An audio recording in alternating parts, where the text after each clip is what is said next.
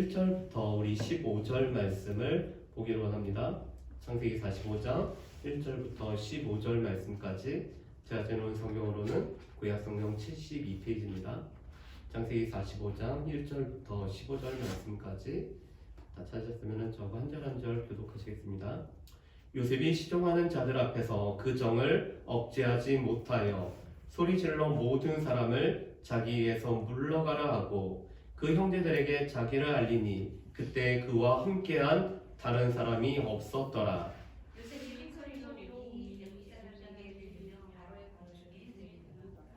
요셉이 그 형들에게 이르되 나는 요셉이라 내 아버지께서 아직 살아계시니이까 형들이 그 앞에서 놀라서 대답하지 못하더라. 요셉이 형제들에게 이르되 내게로 가까이 가소서. 그들이 가까이 가니 이르되 나는 당신들의 아우 요셉이니 당신들이 애굽에 판사라. 당신들이 나를 이곳에 팔았다고 해서 근심하지 마소서. 한탄하지 마소서. 하나님이 생명을 구원하시려고 나를 당신들보다 먼저 보내셨나이다. 이 땅에 2년 동안 흉년이 들었으나 아직 5년은 밭가리도 못하고 추수도 못할지라. 하나님이 큰 구원으로 당신들의 생명을 보존하고 당신들의 후손을 세상에 두시려고 나를 당신들보다 먼저 보내셨나니 그런즉 나를 이리로 보낸 이는 당신들이 아니요 하나님이시라. 하나님이 나를 바로에게 아버지로 삼으시고 그 온 집의 주로 삼으시며 애굽 온 땅의 통치자로 삼으셨나이다. 당신들은 속히 아버지께로 올라가서 아뢰기를 아버지 아들 요셉의 말에 하나님이 나를 애굽 전국의 주로 세우셨으니 지체 말고 내게로 내려오사 아버지의 아들들과 아버지의 손자들과 아버지의 양과 소와 모든 소유가 고센 땅에 머물며 나와 함께 하소서. 흉년이 아직 5세가 있으니 내가 거기서 아버지를 봉양하리이다. 아버지와 아버지의 가족과 아버지께 속한 모든 사람에게 부족함이 없도록 하겠나이다 하더라고 전하소서. 당신들의 눈과 내 아우의 베냐민의 눈에 보는 바 당신들에게 이 말을 하는 것은 내 입이라. 당신들은 내가 애굽에서 누리는 영화와 당신들이 본 모든 것을 다 내 아버지께 아뢰고 속히 모시고 내려오소서 하며 자기 아우 베냐민의 양을 안고 오니 베냐민도 요셉의 목을 안고 오니라. 요셉이 또 형들과 입맞추며 안고 오니 형들이 그제서야 요셉과 말하니라. 아멘. 우리 창세기 37장부터는 요셉에 관한 말씀이 계속 진행이 되고 있죠. 그런데 요셉에 관련된 말씀 중에서 가장 하이라이트라고 할 수 있는 부분을 저는 창세기 45장 우리가 보는 1절부터 15절이라고 이렇게 할 수가 있을 것입니다. 여러분, 이 요셉의 바뀌어진 이름은 사브나 바네아였죠. 이 사브나 바네아라는 이름은 생명의 전달자고 생명의 공급자라는 이름을 가지고 있었습니다. 요셉 자신이 생명은 아니었지만 생명 대신은 그 하나님의 생명을 많은 사람들에게 전하고 공급해주는 역할을 감당하는 것이 바로 이 요셉에게 주어진 이 사명이자 요셉의 삶이었죠. 그래서 하나님께서는 요셉에게 2번에 걸친 꿈을 꾸게 하심으로 말미암아 요셉이 진정으로 이 생명을 전달하고 생명을 공급하는 자로 그 비전을 붙들고 살아가게 하시죠. 그런 요셉에게 하나님께서는 고난을 통해 말씀이 요셉을 연단함으로 말미암아 말씀이 응할 때까지 이 13년의 시간을 하나님께서는 사용을 하셨습니다. 요셉이 처음부터 그것을 발견을 했을까요? 아마 요셉도 처음부터는 발견하지 못했을 것입니다. 그래서 형들에게 받았던 상처들도 있고 특별히 보디발의 아내의 유혹을 의연히 대처했음에도 불구하고 감옥에 가게 된 그 처량한 그 세월도 아마 요셉의 마음 가운데는 힘든 시간으로 작용을 했을 것입니다. 그뿐만 아니라 이 술 맡은 관원장이 잊어버렸던 2년의 시간은 은혜를 베풀었음에도 불구하고 그 은혜를 기억하지 못했던 시간은 요셉으로 하여금 힘들고 견디기 어려운 시간이었을 것입니다. 그렇지만 하나님께서는 이 13년을 하나님의 말씀이 응할 때까지 요셉을 연단하는 시간으로, 그래서 하나님의 말씀이 요셉을 연단하였다라고 말씀합니다. 그런데 그 말씀이 연단한 결과가 바로 오늘 창세기 45장의 말씀이죠. 여러분, 요셉은 형들을 두 번에 걸쳐서 만나게 됩니다. 첫 번째, 애굽의 곡식을 사러 왔을 때 형들을 스파이로, 정탐꾼으로 모는 가운데 시므온을 오늘 잡아놓고 나머지 9형제를 이 유다 땅으로, 가나안 땅으로 보내는 것이 첫 번째죠. 그러면서 조건을 달고 있습니다. 막내 동생인 베냐민이 와야지만이 너희가 정탐꾼이 아니라는 것을 밝힐 수 있고, 막내 동생이 오지 않으면 너희가 죽게 된다라고 엄한 이 엄포를 놓고 있습니다. 그래서 두 번째 만남은 형들의 보증, 특별히 유다가 자신을 보증함으로 말미암아 이 막내 베냐민을 데리고 오는 것이 두 번째 만남이죠. 그런데 이 두 만남을 통해서 오늘 형들과도 함께 식사하는 가운데 요셉은 형들을 시험하고자 합니다. 그래서 시험하는 그 시험의 내용이 요셉이 은잔을 베냐민의 곡식자루에 숨기고 오늘 이 청지기를 통해서 이 베냐민을 잡아오게 하는 것이 요셉이 두 번째 하는 시험이었죠.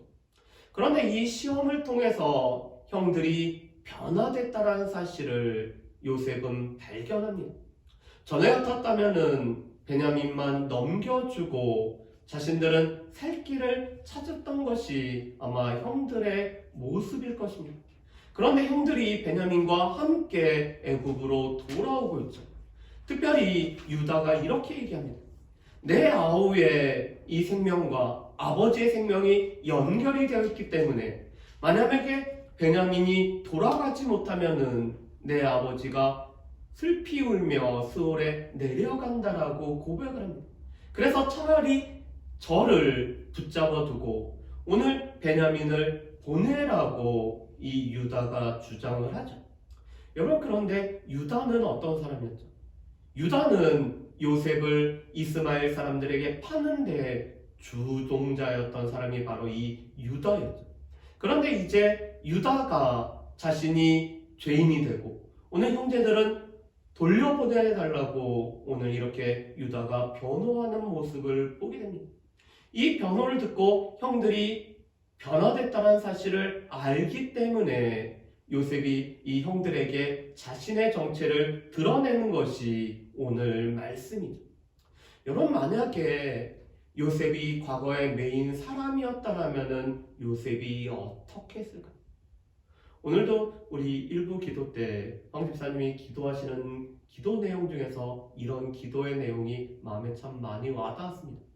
우리는 우리하고 가깝고 우리 편이란 사람들은 사랑하지만 우리가 이렇게 편을 나누고 우리가 사랑하지 않는 사람들은 우리가 미워하는 마음들을 품고 살아가는 것이 우리라는 그런 기도의 내용이 참 마음에 와닿았거든요.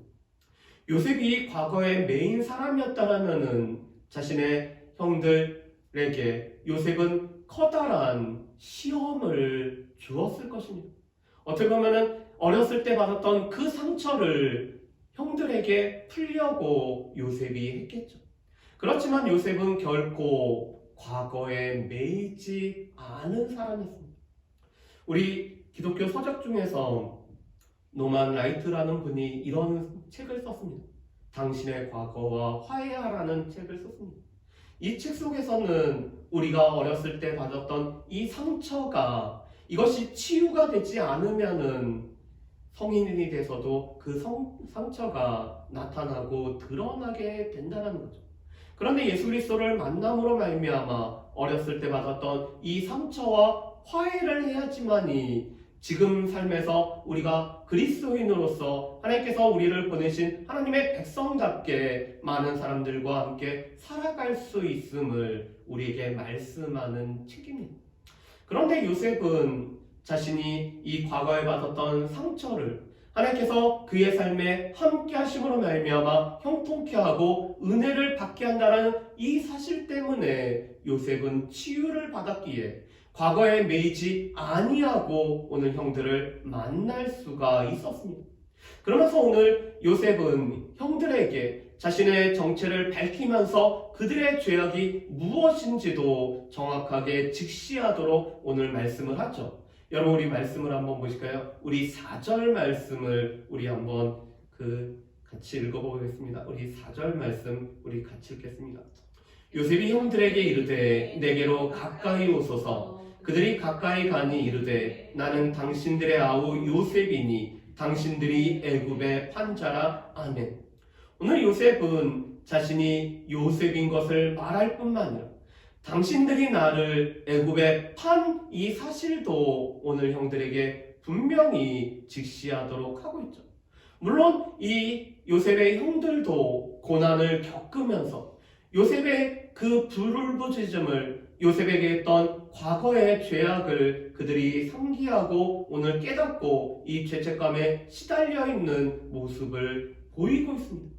그런 형들에게 오늘 요셉은 정확하게 당신들이 나를 애굽에 팔았습니다라는 이 사실을 직시하게 하고 있습니다. 그렇지만 요셉은 거기서 끝나지 않죠. 하나님께서 나를 왜 애굽으로 보내셨는지 요셉은 분명히 알고 있었기 때문에 하나님께서 나를 지금 애굽 이 땅에 살게 하신 이유를 요셉은 분명히 밝히고 있습니다. 우리 말씀을 한번 보실까요? 5절 말씀 우리 같이 한번 읽어보겠습니다. 5절입니다. 당신들이 나를 이곳에 팔았다고 해서 근심하지 마소서, 한탄하지 마소서. 하나님이 생명을 구원하시려고 나를 당신들보다 먼저 보내셨나이다. 아멘. 비록 당신들이 나를 애굽에 팔았지만 하나님께서는 그것마저도 사용하셔서 생명을 구원하기 위해서 당신들보다 나를 먼저 애굽에 보내셨음을 요셉은 발견했기 때문에 자신의 발견한 이 내용을 지금 형들에게 오늘 말하고 있습니다. 이것은 요셉의 오늘 형들에게 말한 내용 중에서 반복이 되고 있죠. 그래서 7절과 8절 말씀에서도 요셉은 이렇게 얘기합니다. 하나님이 큰 구원으로 당신들의 생명을 보존하고 당신들의 후손을 세상에 두시려고 나를 당신들보다 먼저 보내셨나니 그런즉 나를 이리로 보낸 이는 당신들이 아니오 하나님이시라. 하나님이 나를 바로에게 아버지로 삼으시고 그 온 집의 주로 삼으시며 애굽 온 땅의 통치자로 삼으셨나이다. 아멘. 오늘 요셉이 발견한 것은 몇 가지였습니다. 하나님께서 생명을 구원하기 위해서 나를 먼저 이곳으로 보냈습니다. 그래서 요셉은 사분할 바네아로서 애굽에 있는 많은 생명들을 살리죠. 그뿐만 아니라 애굽에 곡식이 있는 것을 알고 사방에서 오는 많은 사람들의 생명을 살리는 일을 이 요셉이 감당을 하고 있습니다. 두 번째로는 하나님께서 큰 구원으로 당신들의 생명을 보존하고 당신들의 후손을 세상에 두시기 위해서 당신들보다 먼저 보내셨음을 요셉은 알고 있죠. 하나님께서 요셉을 보내신 목적 중에 하나는 이스라엘 백성들을 보존하고 이 이스라엘 백성들을 세상에 두시기 위해서 요셉으로 하여금 입애굽을 먼저 하고 있습니다. 여러분, 출애굽이라는 것의 전제는 무엇이죠? 이스라엘 백성들이 애굽으로 먼저 들어가는 거죠. 그런데 애굽으로 들어가는 이유가 당신들을 보존하고 이스라엘 백성들, 이 후손들을 세상에 두시기 위해서 애굽에 들어가게 하는 것이 하나님의 계획이었고 이 계획을 이루기 위해서 하나님께서 나를 당신들보다 먼저 보내셨기 때문에 실제로 보내신 분은 하나님이었다라고 요셉이 고백을 하고 있습니다. 여러분, 왜 이스라엘 백성들이 애굽으로 들어가는 것이 그들이 보존하는 것과 연관이 됐을까요? 가나안 땅의 특징은 이 가나안 땅은 호남 문화라는 것이 특징입니다.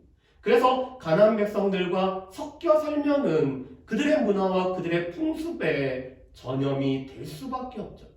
그런 모습을 가장 잘 보여주는 것이 유다가 며느리 다말하고 오늘 결혼하는 모습입니다.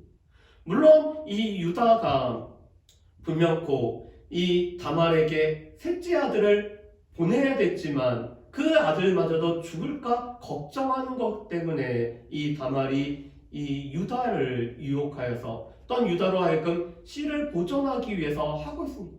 그런데 그 원인 중에 하나가 유다는 가나안 사람하고 결혼하고 이 가나안 사람들과 함께 살고 가나안 사람들 속에서 섞여 살기 때문에 그들의 문화가 자연스럽게 이 유다 가정에 들어오는 것을 보게 됩니다. 그래서 지금 이 이스라엘 백성들을 그것도 수도 단지 70명밖에 안 되는 이 수를 가나안 땅에 남겨두면 이 70명은 가나안 사람들과 섞여 살며 그들과 혼합될 수밖에 없는 것이 이스라엘 백성들의 모습이죠. 여러분, 우리가 잘 알고 있는 것처럼 창세기에는 두 계열이 나오고 있습니다. 가인의 계열과 셋 계열이죠. 그런데 이 하나님의 백성인 셋 계열이 가인의 계열과 혼합이 될 때마다 홍수 심판이 왔고 오늘 그 섞여짐으로 말미암아 정체성을 잃어버렸을 때 하나님께서는 흩으시는 이런 역사들이 있었습니다. 그렇기 때문에 이스라엘 백성들은 혈통적으로 오늘 그들이 보존되는 것들이 필요한데 애굽은 그럴 만한 딱 적합한 장소였습니다. 왜냐하면 우리가 창세기 44장 말씀을 보면은 요셉이 형들과 함께 식사를 하는데 상을 이렇게 차리죠. 요셉의 상이 따르고 이 형들이 먹는 상이 따르고 애굽 사람들이 따로 상을 차려서 먹습니다. 왜냐하면 애굽 사람들이 이 생족과 함께 섞여서 먹으면은 그것이 부정하게 되기 때문에 이 식사 자리에서마저도 분리되는 일을 하게 되죠. 그래서 지금 고센 땅으로 이주해서 고센 땅에서 살게 되면은 이 고센 땅은 이스라엘 백성들이 애굽 사람들과 섞이지 않고 오늘 그들의 종족을 보존할 수 있는 곳이 바로 이 고센 땅입니다. 그래서 애굽은 어떻게 보면은 이스라엘 백성들, 이 수가 작은 이스라엘 백성들이 큰 민족이 되기 위한 인큐베이터와 같은 역할을 하는 것이 바로 이 애굽이죠. 그래서 이스라엘 백성들의 후손이 보존되기 위해서는 애굽으로 내려와야 됐었고 오늘 애굽으로 이주하기 위해서 오늘 하나님께서는 요셉으로 하여금 생명을 전달하는 자가 되고 또한 애굽의 큰 자가 되게 함으로 말미암아 원하는 땅에서 오늘 이스라엘 백성들이 종족을 보존할 수 있는 최상의 모든 것을 갖출 수 있도록 하고 계시죠. 그렇기 때문에 요셉은 나를 이곳으로 보낸 것은 형들이 아니라 하나님이 나를 보내셨다라고 요셉이 고백을 하고 있습니다. 그런 요셉은 오늘 형들과 용서를 하고 화해를 하고 있죠. 이 요셉이 치유함을 받았기 때문에 오늘 형들을 용서할 수 있었고 오늘 형들의 변화된 모습을 보고 오늘 그들을 용서할 뿐만 아니라 화해를 했습니다. 그래서 베냐민과 함께 입맞추고 울고 또 형들에게 입맞추고 그들을 안고 울 때 이 형들이 요셉에게 말을 함으로 말미암아 온전한 용서가 이루어졌던 것을 우리가 볼 수가 있습니다. 여러분, 그렇다면은 우리가 이 요셉의 삶을 통해서 요셉과 더불어서 우리에게 하나님께서 원하시는 것이 무엇인지를 우리가 한번 봤으면 좋겠습니다. 첫 번째로 요셉의 삶의 배후에서는 하나님의 역사하심, 이 하나님의 섭리가 있었던 사실을 우리가 보게 됩니다. 인간적인 눈으로 보면은 형들에 의해서 팔림을 받고 어떻게 요셉의 지혜 때문에 바로에게 발탁이 되어서 애굽의 총리가 된 것이 세상 사람들이 보는 세상 사람들의 합리적인 결과죠. 그렇지만 신앙의 눈은 이 배후에서 하나님께서 요셉을 먼저 보냈을 뿐만 아니라 바로에게 하나님께서 꿈을 꾸게 하시고 이 꿈의 해석이 하나님 앞에 있기 때문에 그 해석을 통해서 이 바로의 꿈을 해석할 뿐만 아니라 또한 생명을 구원할 수 있는 지하 명철을 요셉에게 더하심으로 말미암아 하나님께서는 요셉을 통해서 많은 사람에게 생명을 구원하기 위해서 하나님께서 일하셨음을 우리가 보게 됩니다. 이것이 바로 우리의 삶의 배후에서 하나님의 일하심, 이것을 우리가 하나님의 섭리라고 말씀하죠. 그런 하나님의 섭리를 우리가 로마서 8장 28절 말씀에서 알 수가 있습니다. 하나님을 사랑하는 자, 하나님의 부르심을 받은 자에게는 모든 것이 합력하여 선을 이루어 가시기 때문에 오늘 요셉이 겪었던 모든 것을 합력하여 선을 이루어 가시는 하나님의 일하심이 요셉의 배후의 삶에 있는 것을 우리가 보게 됩니다. 이것은 우리의 삶에도 마찬가지죠. 하나님께서는 우리의 삶을 운행해 가시면서 하나님께서 배후에서 역사하시고 하나님께서 섭리하시기 때문에 여전히 우리를 통해서 큰 구원을 이루기 위해 바로 이곳 제천 땅으로 우리를 보내셔서 이곳에서 살아갈 뿐만 아니라 오직 예수교회를 통해서 하나님의 생명이 나타내기 위해 우리를 한 공동체, 한 교회로 부르시고 우리를 통해서 큰 구원의 역사를 여전히 이루어 가시는 것이 하나님의 일하심이죠. 그렇기 때문에 우리 가운데도 모든 것이 합력하여 선을 이루어 가심을 우리가 볼 수 있는 저 여러분들 되시기를 주님의 이름으로 축복합니다. 그렇기 때문에 하나님께서 나를 이곳에 지금 이 자리에 서게 하신 것은 하나님께서 우리를 통해서 큰 구원을 이루고 우리가 이 생명을 전달하는 자로 사분학과와 나여로 살게 하셨음을 우리가 기억을 해야 되죠. 두 번째, 그러기 위해서는 하나님의 섭리를 바라보기 때문에 우리 또한 과거에 매이지 않는 것이 우리 가운데 필요한 것을 보게 됩니다. 웨인 다이어라는 분이 일생을 통해서 우리에게 도움이 안 되는 두 가지 감정이 있다고 합니다. 첫 번째로는 이미 일어난 일에 대한 자책감, 두 번째로는 아직 일어나지 않는 일에 대한 섣부른 염려와 걱정이라고 이렇게 얘기합니다. 우리는 이미 일어난 일을 가지고 그것에 관해서 우리가 할 필요가 없습니다. 그렇게 한다고 해서 바뀌어지지 않고 변화되지 않기 때문에 그렇죠. 그래서 과거에 일어난 일로 인해서 자신을 스스로 책망하는 이 자책감이라는 것은 우리 가운데 아무런 그 도움이 안 되는 거죠. 두 번째로는 일어나지 않은 일에 관해서 염려하는 것도 우리에게는 아무런 변화도 못 일으킵니다. 왜냐하면 우리가 아무리 염려한다라고 해서 우리 머리카락 하나라도 검게 하거나 희게 하거나 할 수가 없죠. 물론 탈색을 하거나 염색을 하나 몰라도 우리가 염려한다고 해서 이루어지지 않습니다. 그렇기 때문에 하나님께서는 염려하지 말고 오늘의 우리의 삶에서 우리가 하나님의 백성대로 살아갈 뿐만 아니라 우리를 통해서 합력하여 선을 이루시는 그 하나님을 우리가 바라보면서 하나님께서 우리의 삶을 어떻게 이끌어 가시는지를 우리가 기대하며 살아갈 것을 우리에게 말씀을 하시죠. 그런 사람들의 특징은 과거에 매이지 않는다는 것입니다.